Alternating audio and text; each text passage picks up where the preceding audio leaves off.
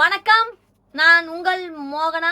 மாலை மலர் 4/8/2025 திங்கள்கிழமை. உலகம் ரஷ்யாவிடம் இருந்து இந்தியா எண்ணெய் வாங்குவதை ஏற்றுக்கொள்ள முடியாது. வாஷிங்டனில் ஆகஸ்ட் 4 மறைமுகமாக நிதி உதவி செய்வதாக டிராம் ஆலோசகர் குற்றச்சாட்டு. ட்ரம்ப் வாஷிங்டன் ஆகஸ்ட் 4 ரஷ்யாவிடம் இருந்து அதிக எண்ணெய் பொருட்கள் மற்றும் ராணுவ உபகரணங்கள் வாங்குவதால் இந்திய பொருட்களும் 25% வரி விதித்து அமெரிக்க அதிபர் ட்ரம்ப் உத்தரவிட்டுள்ளார். இந்த புதிய வரி வருகிற 7ஆம் தேதி முதல் அமலுக்கு வர இருக்கிறது. ரஷ்யாவிலிருந்து எண்ணெய் கொள்முதல் செய்வதை இந்தியா தொடர்ந்தால் மேலும் நடவடிக்கை எடுக்கப்படும் என வெள்ளை மாளிகை அச்சுறுத்தல் விடுத்துள்ளது. அமெரிக்காவின் இந்த நடவடிக்கையை தொடர்ந்து ரஷ்யாவிடமிருந்து எண்ணெய் பொருட்கள் கொள்முதல் இந்தியா குறைத்து விட்டதாக கூறப்பட்டது. ஆனால் வழக்கம் போல் எண்ணெய் கொள்முதல் செய்யப்பட்டு வருவதாக மத்திய அரசு சார்பில் தெரிவிக்கப்பட்டது. இந்த நிலையில் உக்ரைனுக்கு எதிரான போரில் ரஷ்யாவுக்கு இந்தியா மறைமுக நிதி உதவி செய்து வருவதாக அமெரிக்க அதிபர் டிரம்ப் நிர்வாகத்தால் செல்வாக்கு மிக்க ஆலோசகராக இருந்து வரும் ஸ்டீஃபன் மில்லர் குற்றம் சாட்டி உள்ளார். இது தொடர்பாக அவர் கூறியதாவது: இந்தியாவின் டிரம்ப் மிகப்பெரிய உறவை விரும்புகிறார். இந்தியாவுடன் பிரதமர் மோடியுடன் அவர் எப்போது மிகப்பெரிய உறவை கொண்டுள்ளார். ஆனால் ரஷ்யா உக்ரைன் போரால் நிதி அளிப்பதை கையாள்வது குறித்து நாம் உண்மையாக இருக்க வேண்டும். இதனால் ரஷ்யா உக்ரைன் இடையே நடந்து வரும் போரை நிறுத்த ராஜதந்திர ரீதியாகவும் நிதி ரீதியாகவும் வேறு விதமாகவும் கையாள டிரம்ப் நடவடிக்கை எடுத்து வருகிறார். ரஷ்யாவிடம் இருந்து எண்ணெய் வாங்குவதை இந்தியா நிறுத்த வேண்டும். இந்தியா எண்ணெய் வாங்குவதன் மூலம் இந்த போருக்கு மறைமுகமாக நிதி உதவி செய்வதை ஏற்றுக்கொள்ள முடியாது என டிரம்ப் மிக தெளிவாக கூறினார். எண்ணெய் வாங்குவதில் இந்தியா அடிப்படையில் சீனாவுடன் பிணைப்பில் உள்ளது என்பதை அறிந்து மக்கள் அதிர்ச்சி அடைவார்கள் என்று இவ்வாறு அவர் கூறினார். அடுத்த செய்தியை பார்க்கலாம் வாங்க. இந்தியா பாகிஸ்தான் உள்பட உலக அளவில் 5 போரை முடிவுக்கு கொண்டு வந்துள்ளேன். அமெரிக்க அதிபர் டிரம்ப் மீண்டும் சொல்கிறார்.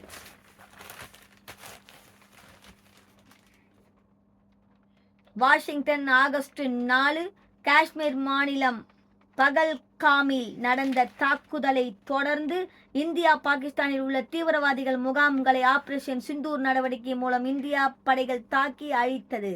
இந்த போரை நான் தான் நிறுத்தினேன் என அமெரிக்க அதிபர் தொடர்ந்து சொல்லி வருகிறார். ஆனால் இதனை மத்திய அரசு மறுத்து விடுகிறது. இந்த நிலையில் மீண்டும் அவர் இதே கருத்தை கூறியுள்ளார். இது தொடர்பாக டிரம்ப் தன்னுடைய ட்ரூத் எனப்படும் சமூக வலைதள இயக்கத்தில் வெளியிட்ட பதிவில் கூறியிருப்பதாவது: உலக அளவில் 5 போர்களை நான் நிறுத்தி உள்ளேன். மே மாதம் 10ஆம் தேதி நீண்ட பேச்சுவார்த்தைக்கு பிறகு இந்தியா பாகிஸ்தான் உடனடியாக போரை நிறுத்த ஒப்புக்கொண்டது.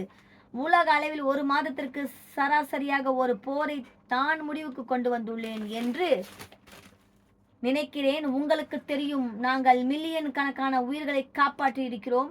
இதில் 31 ஆண்டுகளாக நீடித்து வரும் காங்கோ ருவாண்டோ நாடுகளுக்கு இடையேயான போரும் உள்ளடக்கம். நான் நிறைய போர்களை தீர்த்து வைத்துள்ளேன். இவ்வாறு அவர் குறிப்பிட்டுள்ளார்.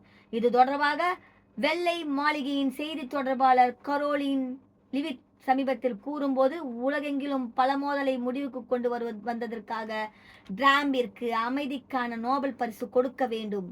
Thailand, Cambodia, Israel, Russia, Congo ஜனநாயக குடியரசு, ருவாண்டோ, இந்தியா, பாகிஸ்தான், சோபியா, கொசோவா, எகிப்து, எத்தியோப்பியா நாடுகளின் மோதலை டிரம்ப் முடிவுக்கு கொண்டு வந்ததாக தெரிவித்து இருந்தார் என்பது குறிப்பிடத்தக்கது.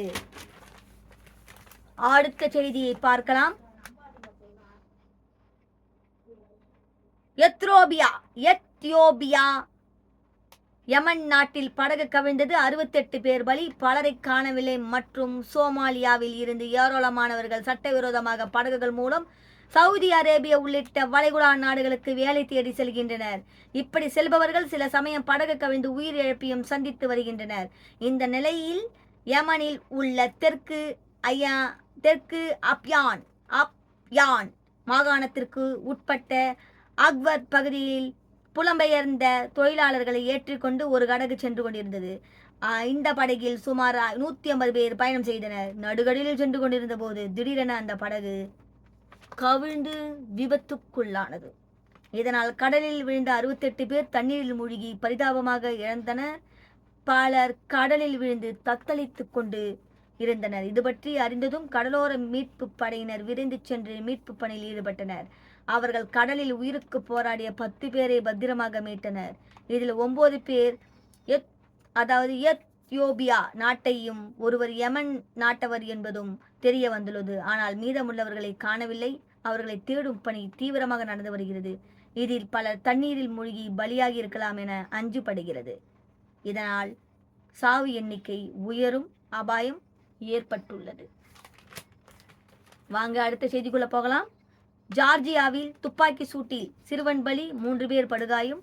ஜார்ஜியா நாட்டில் மீடோ புரூக் டிரைவ் டின்ஸ் பிரிட்ஜ் சாலையில் உள்ள ஒரு வாகன நிறுத்தமிடத்தில் மர்ம நபர் துப்பாக்கியால் சுட்டார். இதில் ஒரு சிறுவன் சம்பவ இடத்திலேயே குண்டு பாய்ந்து இறந்தார். 3 சிறுவர்கள் படுகாயமடைந்தனர். அவர்கள் ஆஸ்பத்திரியில் சிகிச்சைக்காக சேர்க்கப்பட்டு உள்ளார். இதில் ஒரு சிறுவனின் நிலைமை கவலைக்கிடமாக உள்ளது. இந்த துப்பாக்கி சூட்டில் ஈடுபட்ட மர்ம நபரை போலீசார் தேடி வருகின்றனர். வாங்க அடுத்த செய்தியை பார்க்கலாம். மியான்மரில் நிலநடுக்கம். மியான்மர் நாட்டில் இந்திய நேரப்படி இன்று அதிகாலை 2:42 மணிக்கு திடீர் நிலநடுக்கம் ஏற்பட்டது. ரிக்டர் அளவுகோலில் இது 4.2 புள்ளிகளாக பதிவானதாக நிலநடுக்கவியல் மையம் தெரிவித்துள்ளது. 10 கிலோமீட்டர் ஆழத்தில் உருவான இந்த நிலநடுக்கத்தால் உயிர் சேதமோ பொருட்சேதமோ ஏற்படவில்லை. இத்துடன் மாலை மலர் செய்தி அறிக்கை முடிவடைகிறது. நான் உங்கள் மோகனா. நன்றி, வணக்கம்.